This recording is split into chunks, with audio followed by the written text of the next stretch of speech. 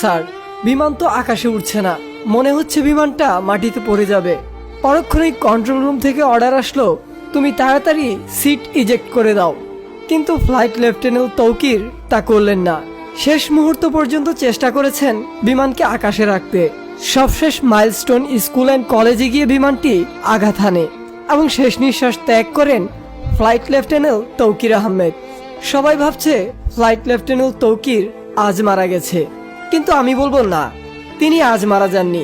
তিনি মারা গিয়েছে যখন বাজেট চুরি হয়েছিল, যখন 1976 সালের বিমান দিয়ে আজও ট্রেনিং করানো হচ্ছিল। তাকে বাঁচার সুযোগ দেওয়া হয়নি। সিস্টেম তার জন্য কিছুই রাখিনি, শুধু ঝুঁকি আর পুরনো কিছু লোহা রেখেছিল তার জন্য।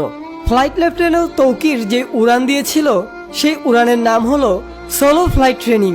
সোলো ফ্লাইট ট্রেনিং হলো একজন পাইলটের ট্রেনিংয়ের সর্বশেষ ধাপ। ফাইটার জেট অপারেট করার জন্য একজন পাইলটের যে হাই স্কিল, সেটি প্রমাণ হয় সোলো ফ্লাইটের মাধ্যমে। ট্রেনিংয়ের এই পর্যায়ে পাইলটকে নেভিগেশন বা কো পাইলট বা কোনো প্রকার ইনস্ট্রাকশন ব্যতীত একাই ফ্লাইট অপারেট করতে হয়। ফ্লাইট লেফটেন্যান্ট তৌকির আজ সেরকমই একটি ট্রেনিং ফ্লাইট অপারেট করছিলেন।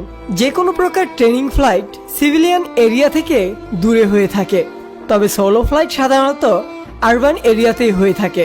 আর আরবান এরিয়াতে এই ধরনের সেন্সিটিভ ফ্লাইট অপারেট করার জন্য পাইলটকে যথেষ্ট কোয়ালিফাইড হতে হয়।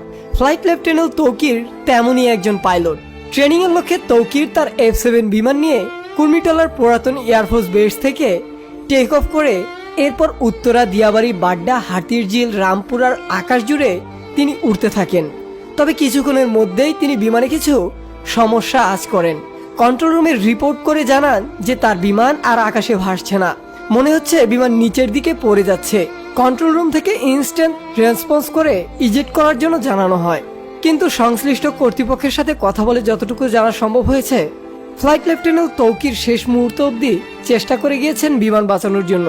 তিনি বিমানটিকে সর্বোচ্চ ম্যাক স্পিডে তুলে বেসের দিকে ছুটতে থাকেন। এর মধ্যেই কন্ট্রোল রুমের সাথে পাইলটের যোগাযোগ বিচ্ছিন্ন হয়ে যায়।